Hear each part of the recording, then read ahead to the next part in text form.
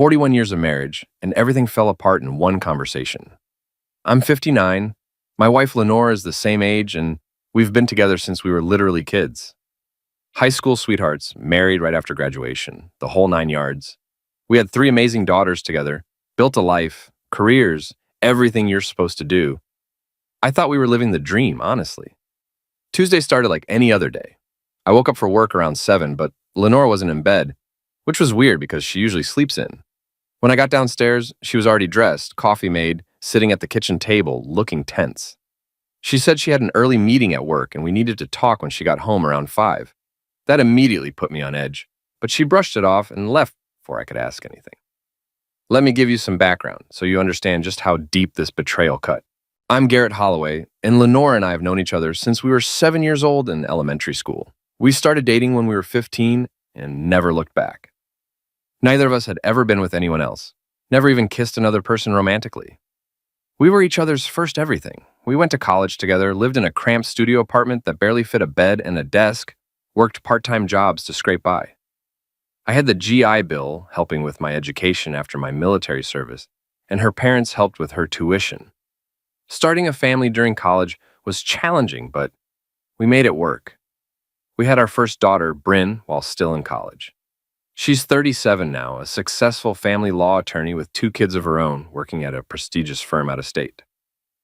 Our middle daughter, Kelsey, just turned 35, works as an assistant principal in DC, and is single, completely dedicated to her career.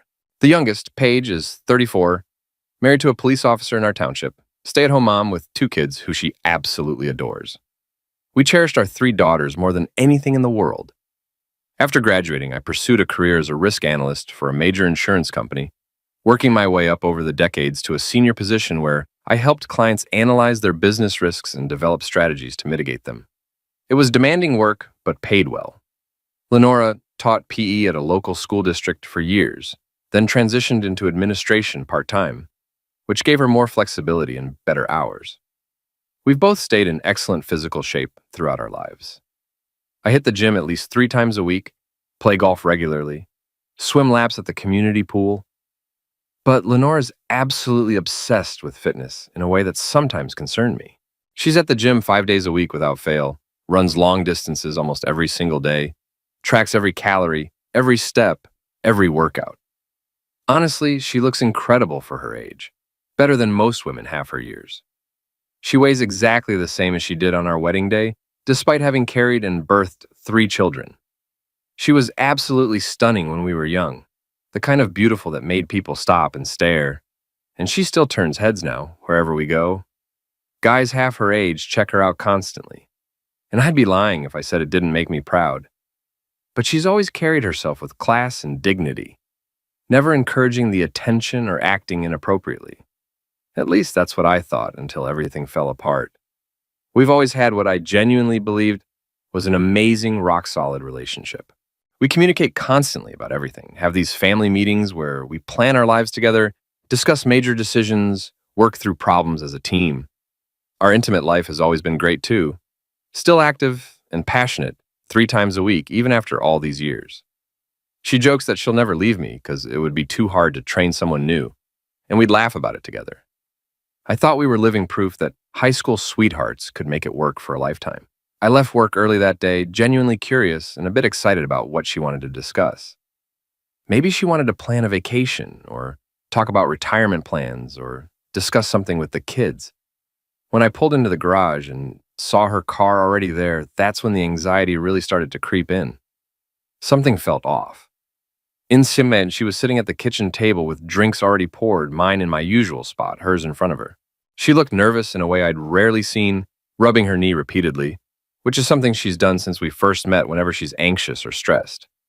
She told me to sit down, and her voice had this strange quality to it, firm but shaky. She said she needed to tell me something without interruption, that she needed me to hear her out completely before responding. She asked me to stay calm and not have what she called a childish outburst. That phrase alone should have warned me how bad this was going to be. I nodded, my chest already tightening with dread, my mind racing through possibilities. Was someone sick? Had something happened to one of the kids? Was there a financial problem I didn't know about? She started by saying she loved me more than anything in the world, that I'd been the only one in her heart since high school, that there had never been anyone else, but I could hear the but coming from a mile away. Then came the bomb that would destroy everything. She said she'd been thinking about this for months, that it had been weighing on her mind constantly. She needed to try dating other men to figure out what she'd been missing all these years. She said it wouldn't be forever, maybe just 6 months, and then she'd come back to being my devoted wife and show me the full depth of her love every single day. She actually said those words like she was asking permission to go on a sabbatical or take a class, not asking to sleep with other men. I tried to speak but couldn't form words. My mouth opened, but nothing came out. The pain in my chest intensified rapidly, like someone was squeezing my heart in a vice. It moved to my left arm, shooting down in waves. I felt dizzy, the room started spinning, I couldn't catch my breath no matter how hard I tried. The last thing I remember is Lenore's face changing from defensive to terrified as she realized something was very wrong. Then everything went black, and I thought I was dying. Part of me hoped I was. I woke up in the hospital with tubes everywhere, machines beeping, throat burning like fire. A nurse appeared and told me I'd had a massive heart attack, the kind they call the widowmaker because most people don't survive it. It was 3 a.m, and she said the doctor would be by in a few hours to discuss my condition in detail. She said it was a miracle I was still alive, that if the ambulance had arrived even 5 minutes later, I'd be dead. When she asked if I wanted to see my visitors, mentioning that my wife and daughters had been there for hours, I shook my head violently. I grabbed the notepad she offered and wrote in large letters that I didn't want to see anyone, especially not my wife. I even asked about getting a DNR form, a do not resuscitate order, because at that moment, lying in that hospital bed, I genuinely didn't care if I lived or died. What was the point? My entire life had been a lie. The woman I'd loved since I was a teenager, the only woman I'd ever been with, wanted to sleep with other men. The nurse looked shocked by my DNR request, but said she'd pass along my wishes. I spent days in that hospital bed, unable to sleep, just thinking and analyzing everything. That's what I do for a living, right? I analyze risks, identify problems, develop strategies to address them. So I applied that same methodology to my personal disaster. What were my actual options here? First, I could let her keep seeing other guys and hope that eventually she'd come to her senses and everything would magically go back to normal. Second, I could try to convince her to stop, beg her not to do this, tell her how much it was destroying me. Third, I could end the marriage completely and try to move on with whatever life I had left. And fourth, I could just give up entirely and not worry about any of it anymore. To be honest, that fourth option seemed pretty damn appealing right then. But I still felt terrible, physically and emotionally broken in ways I didn't know were possible. The doctor came by later and explained that my heart attack was caused by a complete blockage in the left anterior descending artery, which is why they call it the widowmaker. He said if Lenore hadn't immediately called 911 and if the paramedics hadn't arrived so quickly, I wouldn't be alive right now. He also explained that while severe emotional stress can trigger an attack, the underlying problems had been building for years due to my genetics and high cholesterol levels that I'd been ignoring. When I asked if emotional trauma could have caused it, trying to understand if my wife had literally almost eliminated me with her confession, he was diplomatic but honest. He said the stress was likely the trigger, but the tool had been loaded for years. When I described what my wife had told me right before the attack, he finally understood why I'd requested no visitors and why I'd asked about the DNR. He said I'd need to stay in the hospital for several more days, that rest and recovery were critical. He also strongly recommended I see a therapist because depression is extremely common after heart attacks like mine, especially given the relationship trauma I was dealing with. He couldn't help me with my personal problems, but he could keep me alive long enough to figure them out. Later that day, I heard Lenora in the hallway outside my room making an absolute scene because they wouldn't let her see me. She was demanding to know my condition, insisting she had a right to information as my wife, getting louder and more aggressive. Security had to be called to escort her out of the hospital. When she was told that I had specifically requested they not share any of my medical information with her, that I had explicitly banned her from visiting, I felt this small sense of victory wash over me. It was petty and childish, but it was something. For the first time since she'd dropped that bomb on me, I felt like I had some tiny bit of control over my own life. The nurse, Beth, came to check on me that night when I finally woke up after sleeping for what felt like days. We talked, and I found myself opening up to her in a way I hadn't expected. She was kind and non-judgmental, just listened. I told her I'd eventually need to speak with my wife, but I wanted to wait until I was physically and mentally stronger, until I could face her without falling apart. She suggested I might want to talk to my daughters first, and I agreed immediately. That's when it hit me like another punch to the gut. Did my daughters know what their mother had planned? Had they known for months while I walked around clueless? Lenora was especially close to Kelsey, our middle daughter, so maybe she'd confided in her. Or maybe she'd explained everything to all of them after my heart attack, painted herself as the sufferer somehow. When my daughters visited, I talked to each one separately in my hospital room. I told them how much I loved them, how grateful I was to be alive, how close I'd come to never seeing them again. I didn't want to discuss their mother yet, wasn't ready for that conversation. Paige, my youngest, mentioned that Lenora had hinted she felt responsible for my condition, but hadn't given any specific details about what had happened. She said Lenora had promised to explain everything to them the next day, to give them the full story. Bryn and Kelsey, who'd both traveled from out of state, informed me they'd arranged to take extended time off work to help with my recovery, to make sure I wasn't alone during this difficult time. Seeing my daughters there, seeing how much they cared, made me realize something important. No matter what happened with Lenora, no matter how my marriage ended up, life would go on. It would be harder, more painful, lonelier than I'd ever imagined. But it wouldn't stop. The world would keep turning, and I'd have to figure out how to turn with it. The girls decided among themselves that I'd stay at our house and Lenora would temporarily move in with Paige's family.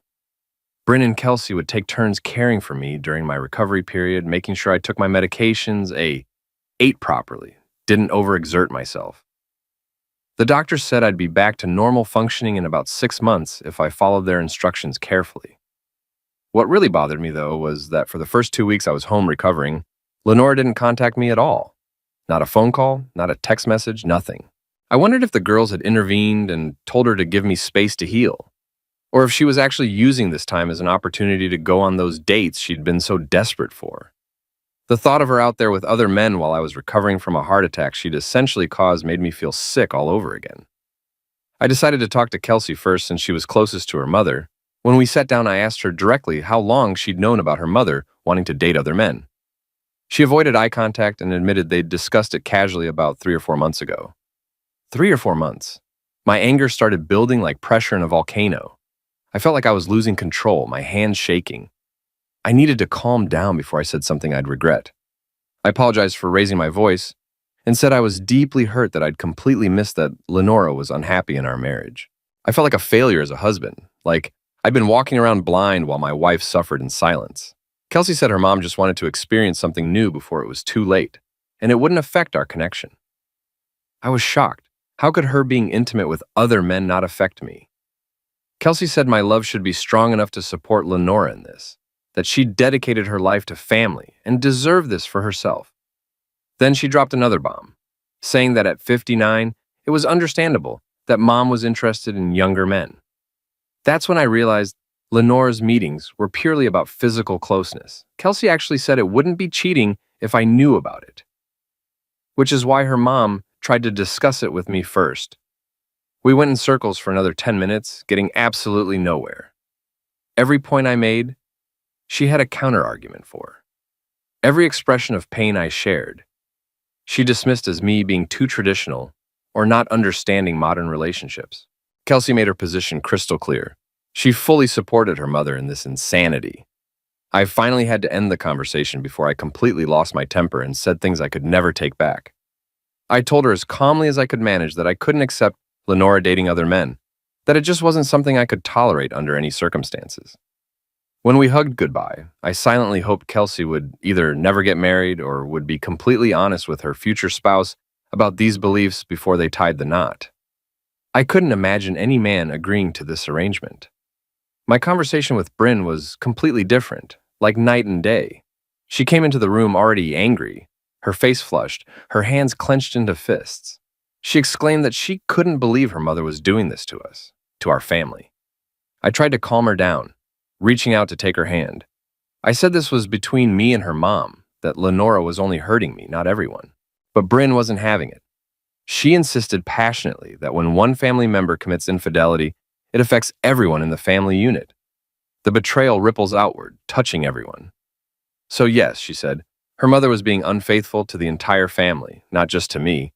I pointed out that she was talking about actual infidelity, not potential infidelity, and asked if she knew something I didn't. Then Bryn dropped the bomb I'd been dreading. She told me that Lenora had been dating other men while I was lying in that hospital bed fighting for my life. She suspected it had actually started even before my heart attack, that Mom had been laying the groundwork, making connections, maybe even having emotional affairs. And although Lenora claimed she hadn't been physical with any of them yet, she was definitely emotionally involved, texting constantly, going out for coffee and drinks, getting dressed up in ways she hadn't done for me in years. I wasn't surprised, honestly. Lenora had always been independent and strong-willed, but I couldn't understand why she'd called for help when I had the heart attack. Didn't make sense. Bryn and I chatted for a while longer, delving deeper into our state's divorce laws and what my options really were. In a no-fault divorce state like ours, neither party needs to prove wrongdoing. Everything just gets split down the middle, 50-50. Bryn, with her legal expertise in family law, suggested that I might want to consider a legal separation if I wasn't emotionally ready for a full divorce yet. It would give me time to think, to process everything, to make sure I was making the right decision. But I told her honestly that I didn't think a separation would change anything fundamental about the situation. The trust was broken, the marriage was over, and no amount of time apart would fix that. Bryn mentioned something that really worried me, though. She explained that while Lenora couldn't actually prevent a divorce from happening eventually, she could potentially delay the process significantly if she wanted to be difficult about it. She could drag things out, file motions, contest every little detail. This revelation made me anxious because I wanted this over with as quickly and cleanly as possible. Bryn promised to send me contact information for some excellent divorce attorneys she knew personally, people who specialized in difficult cases and could help me navigate whatever Lenora might throw at me. My conversation with Paige was mostly focused on calming her down because she was an absolute mess. She was crying uncontrollably, mascara running down her face, begging me through sobs to take Lenora back home, to forgive her, to give her another chance. It broke my heart to see my youngest daughter so distraught. I gently reminded her that I hadn't actually asked her mother to leave in the first place. Lenora was free to come home whenever she wanted. The house belonged to both of us equally. It was her choice to stay away, not mine. Then I asked the question I already knew the answer to, but needed to hear confirmed. Had her mom been going on dates after I got to the hospital? Paige just nodded miserably, tears streaming down her face faster than she could wipe them away. When I asked how often this had been happening, she quietly confessed that it was almost every single night. Almost every night while I was lying in a hospital bed recovering from a heart attack. She told me she'd tried multiple times to talk to her mother about it, tried to make her see reason. She'd told Lenora point blank that she was cheating on me, that what she was doing was wrong and hurtful. But Lenora had insisted adamantly that it wasn't cheating at all because she hadn't been physically intimate with any of them yet. And besides, she'd told me about her plans beforehand, so it was all out in the open, as if that somehow made it acceptable. Before Paige left, I asked her to do me a favor and tell her mother that I was feeling better physically and that she could return home whenever she wanted to. I emphasized that she should do it immediately because Paige was clearly on the verge of a complete nervous breakdown over this whole situation, and having her mother there would help. I ended the call without really listening to whatever Lenora's response might have been. I just hung up and sat there in silence, processing everything I'd learned from my 3 daughters. 3 completely different perspectives on the same situation, and only one of them seemed to understand how fundamentally wrong this all was. I spent the rest of that day organizing my notes meticulously, preparing for our inevitable confrontation. I'm a strategic thinker by nature and profession, and I wanted to be completely ready for whatever she might throw at me. I had talking points, counter-arguments, financial documents, everything laid out logically. But as they say in the military, no plan survives first contact with the enemy, and that's exactly what happened in my case. All my careful preparation went right out the window within the first 30 seconds. When Lenora came home that evening, she didn't just walk through the door like a normal person. She burst through it dramatically, shouting, "Where are you?" at the top of her lungs. When she spotted me sitting calmly at the kitchen table with my notes neatly spread out in front of me, she didn't give me even a second to speak. She didn't ask how I was feeling, didn't apologize, didn't show any remorse. Instead, she launched into this passionate, almost rehearsed speech, declaring loudly and firmly that there would be no divorce, that we were staying married no matter what I thought about it. My wife had always been fascinated by history, especially the American Civil War era, and in that moment I realized she was using classic military tactics on me. She was launching an aggressive offensive when, by all rights, she should have been on the defensive, apologizing and begging for forgiveness. She caught me completely off guard, and before I could process what was happening or mount any kind of response, she'd completely overwhelmed my defenses. Before I knew what was happening, before I could mount any kind of coherent argument or defense, I found myself lying completely exhausted on our bed with Lenora lying next to me, calmly getting dressed as if nothing unusual had just occurred. She announced matter-of-factly that she'd be back the next day with all her things so we could move forward with our lives together. As she headed confidently toward the bedroom door, I managed to whisper hoarsely, "Thanks for calling the ambulance that day." She paused, nodded acknowledgement, and said in an exasperated, almost annoyed tone that of course she'd called for help. It was because she cared about me, that we were in this marriage for the long haul, for better or worse. Then she told me to get some rest because we had a lot of lost time to make up for, implying our intimate life would be resuming in full force. As she was leaving the room, I gathered every ounce of authority and strength I had left and said as firmly as I could manage that if she made love to someone else, if she crossed that physical line, our marriage was over, period. No discussion, no second chances. She paused in the doorway, her back still to me, then turned her head slightly and answered defiantly, almost mockingly, "We'll see about that." Then she walked out, leaving me lying there, feeling defeated and manipulated. Over the next few months, everything seemed to settle into a new kind of normal, though it was a twisted version of what normal should be. She continued to go on her dates with other men. We never mentioned my ultimatum again, both of us pretending it hadn't been said. She didn't tell me any details about her dates, didn't share where she was going or who she was seeing, but she'd casually mention she was heading out for the evening and would come home late at night, usually once or twice a week. Despite looking disheveled and tired on those nights when she returned, she never smelled of cologne or closeness or anything that would suggest she'd been physical with anyone. After taking a long shower and getting into bed next to me, she'd continue her seductive pursuit of me, acting as if everything was perfectly normal. I accepted this bizarre situation, figuring that if I was going to die from another heart attack, at least this was a decent way to go. I was certain, absolutely convinced, that she wasn't being physically intimate with anyone else until one night that shattered that illusion completely.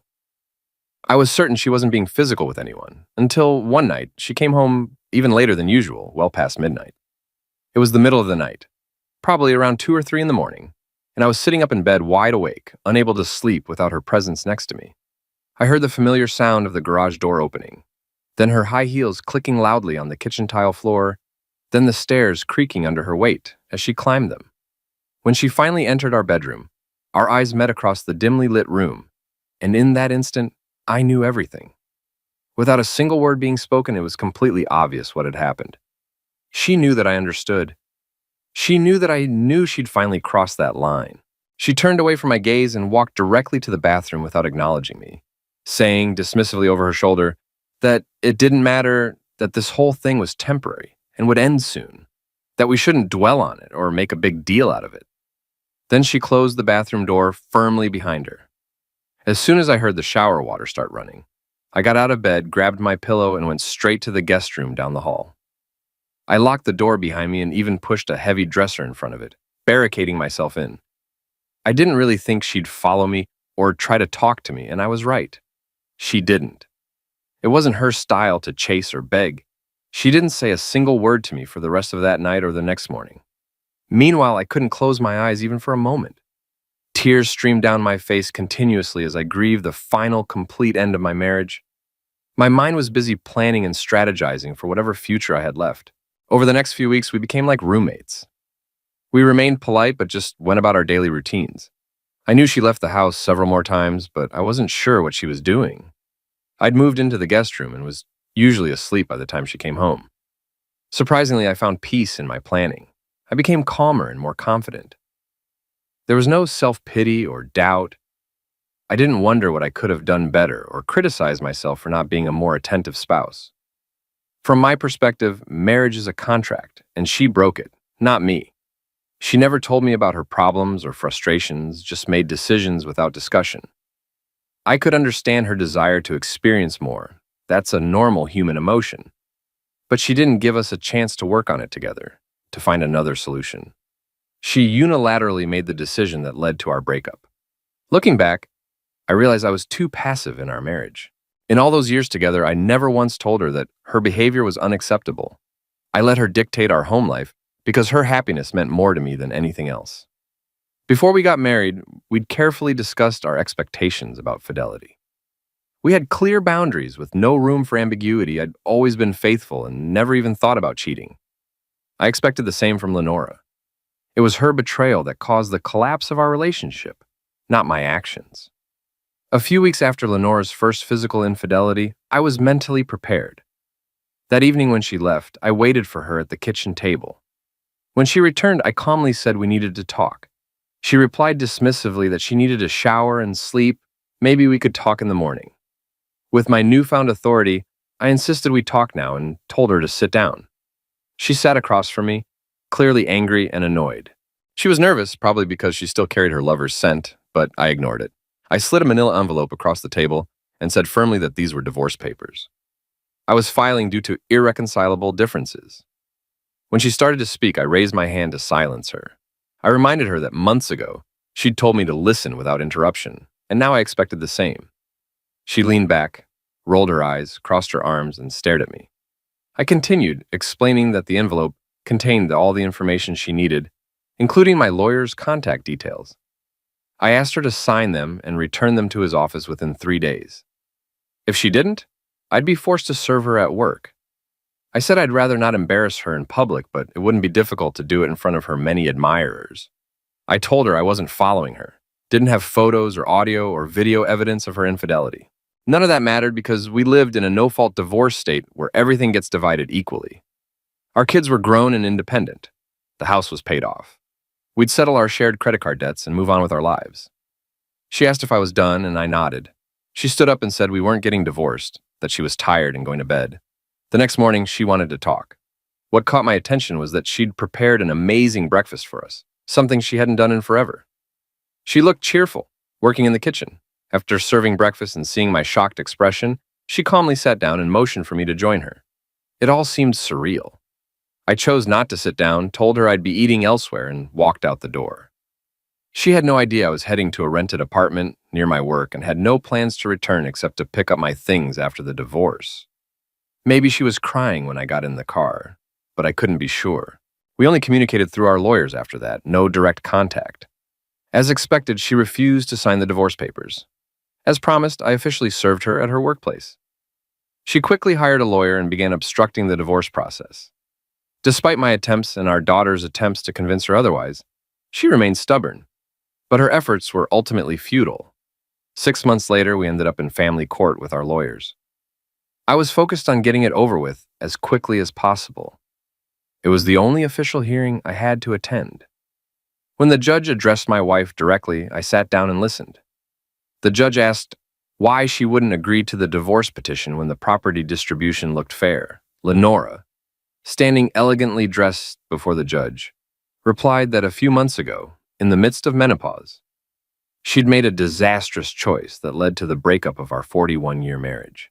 Feeling insecure and unattractive, she'd succumbed to the attention and flattery of younger men at work, foolishly believing her husband would understand and give her a pass for a few fleeting flirtations. When he found out about her infidelity, it shocked her because she'd foolishly believed he wasn't against her actions. She now realized she was very wrong. After I handed her the divorce papers, she'd stopped all contact with other men.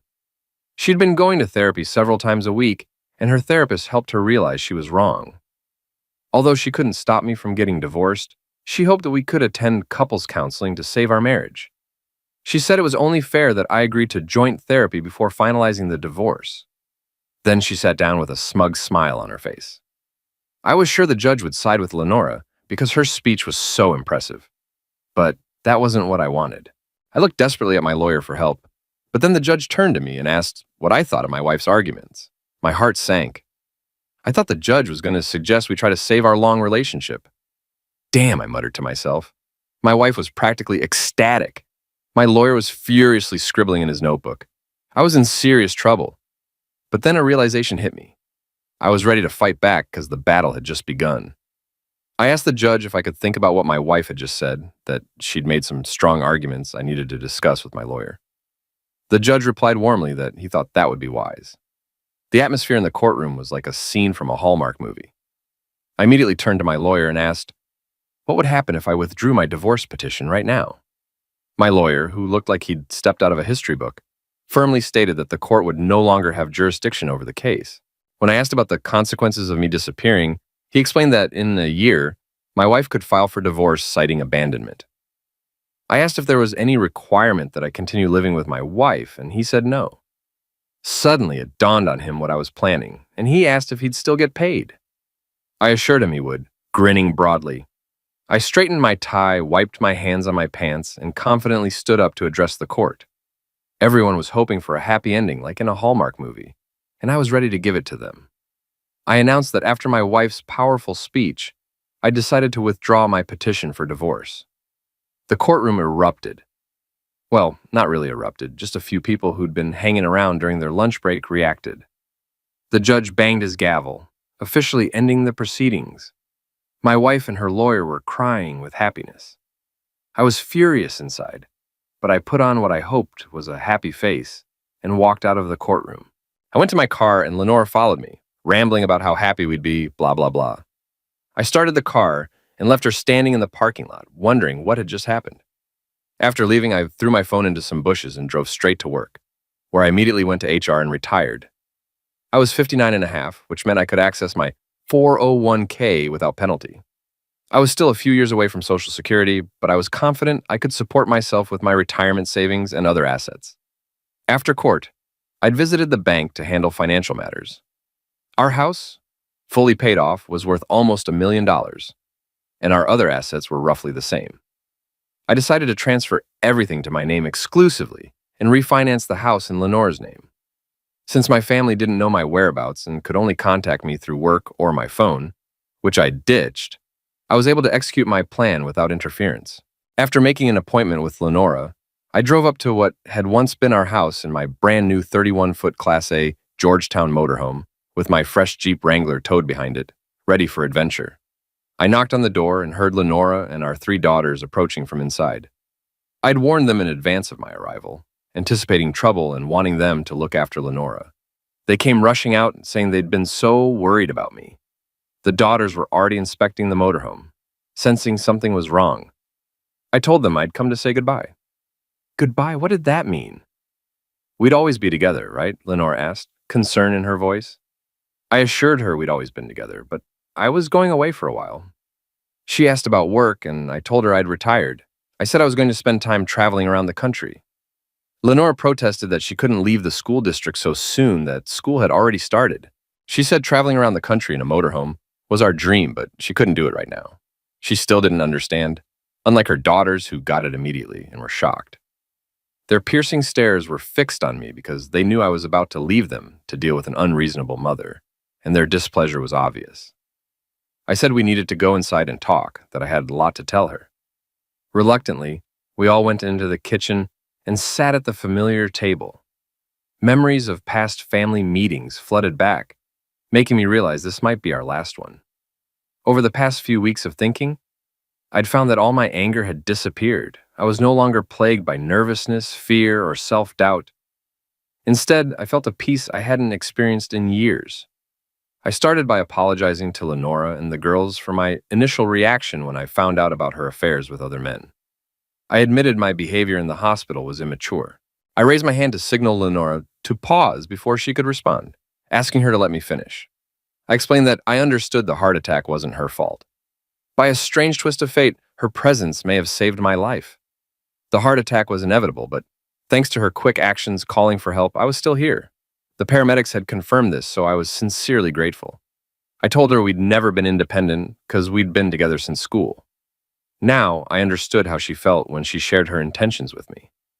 At first, I'd focused on the most personal aspect of her desires, but now I understood what she really wanted was independence. She wanted to assert her autonomy and take control of her own life. It dawned on me that I was in a similar situation. Our lives had been intertwined for so long, But now I also felt the need to live on my own. I thought it was important for both of us to spend time apart, to discover our individuality. She tried to talk, tears and sniffling, saying the thought of being alone scared her, that she'd sworn never to let me go, that we'd always be inseparable. She regretted her words, said she'd been in a dark place. She seemed on the verge of a breakdown. The girls, though visibly upset, remained calm and silent. I told her I understood and accepted her decision to never give me a divorce, that I didn't want one anymore either. It didn't matter to me. But we weren't going to live together. I needed to find myself outside our relationship. I handed her the deed to the house, explaining I was giving it to her and taking most of our other assets to ensure an equal division. The girls were visibly upset when they realized what was happening. Lenora begged me to reconsider, said she could make it up to me, that she believed I'd eventually forgive her. She said it had been months since she'd dated anyone, that her therapist had helped her realize the error of her ways. She asked me to reconsider, reminding me I'd promised to come back. I told her I'd already forgiven her, that maybe one day I would come back. I was releasing her from our marriage vows. I wanted her to be free to do what made her happy without feeling guilty. I just couldn't stay there while she was doing it. She asked how she could contact me if she needed to talk, said I couldn't just leave her like that it was wrong. She covered her face with her hands, crying uncontrollably. I turned to my daughters and apologized for what had happened. I assured them of my eternal love and urged them to take care of their mother. I gave them my email address so they could contact me, explaining that due to my nomadic lifestyle, I wouldn't have a phone or permanent address. After walking out the door and leaving them in tears, I climbed into my motorhome and drove off into the unknown, starting a new chapter of my life without looking back. I was alone and determined never to see this lying, unfaithful woman again, the one to whom I'd given my entire life. I kept in touch with the girls regularly, and about a year after my departure, they told me their mother was behaving inappropriately. She'd started trying to look younger and was pursuing guys 20 years younger than her. Her outfits were usually very provocative for someone her age. To make matters worse, Lenora had started flirting with our daughter's husbands, which shocked everyone. As a result, she ended up lonely and unhappy, exactly what she deserved after destroying our marriage and family for some midlife crisis fantasy that she could have her cake and eat it too. Meanwhile, I was out there living my best life, traveling the country, finally discovering who I was outside of being her husband. Sometimes the trash takes itself out, and sometimes you have to drive it away in a motorhome.